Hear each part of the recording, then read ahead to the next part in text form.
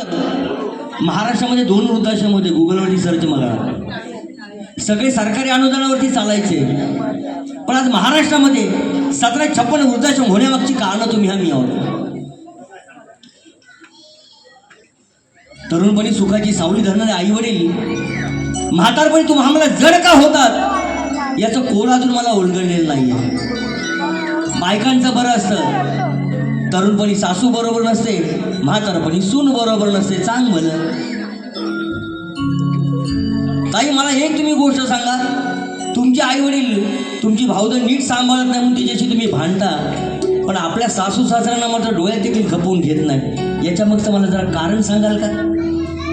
आई वडिलांसाठी एखाद्या मुंबईतल्या कोणाऱ्या खोलीमध्ये अगदीच असतील तर एखाद्या वृद्धाश्रमामध्ये आणि अगदीच असतील गावाकडं का?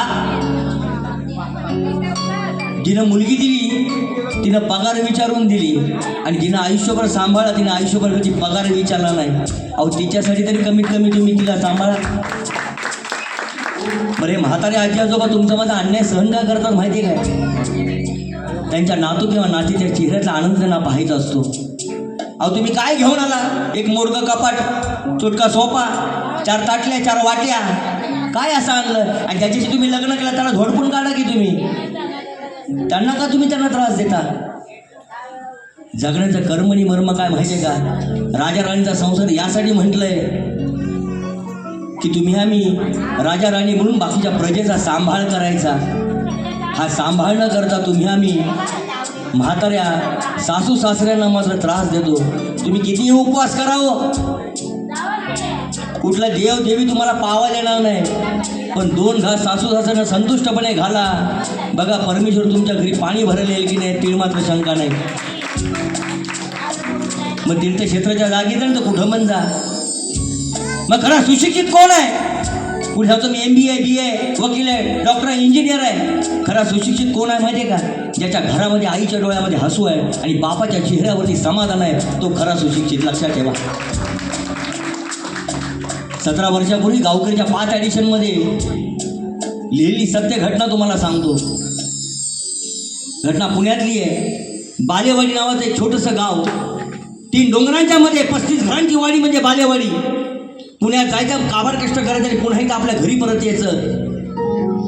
हा वृद्ध शेतकरी आपल्या मुलांना वाढवतो, मोठ्या मुलाला बंगळूर IIT मध्ये पाठवतो. 4 वर्षांचा धाकटा मुलगा देखील बंगळूर IIT दाखल होतो. 4 वर्षानंतर मोठा मुलगा अमेरिकेला जातो, पाठोपाठ आपल्या लहान भावाला देखील अमेरिकेला घेऊन जातो. वर्षभरामध्ये ही मुलं आपल्या आईबापांच्या अकाउंटमध्ये 1-2 लाख रुपये डॉलर टाकायचे. आईबाप त्याकडे ढुंकून देखील बघायचे नाहीत. आपली मुलं पुन्हा एकदा बालेवाडीमध्ये परत कधी येतील याची ते वाट बघत असायचे. 1 वर्ष, 2 वर्ष, 3 वर्ष, 19 वर्ष निघून जातात. मुलं काही पुन्हा बालेवाडीमध्ये यायचं नाव घेत नाही. या वृद्ध शेतकऱ्याची बायको अल्पशा आजाराने निधन पावते.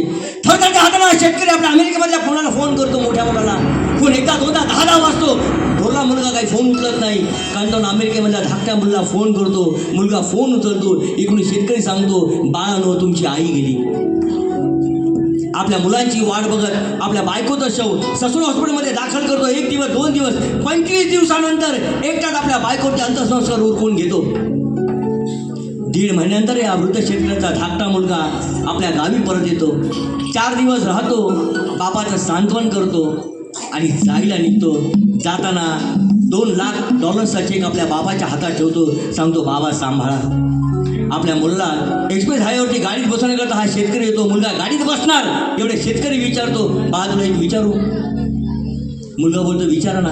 अरे तुझा दादा का नाही आला? त्यावेळी हा धाकटा सांगतो, बाबा दादाला ऑफिसमध्ये बरीच कामं होती. त्याने सांगितलं, आता आई गेली तू जा, बाबा गेल्यानंतर मी जातो. कशाला हवे तू मला वंशाला देवटे? वाचले देह आत्मा या पृथ्वीवर येतो. दादा मामा अक्का नाना सगळी नाटक होती, तू मला देऊन जातो. मग जगण्याचं सार्थक काय?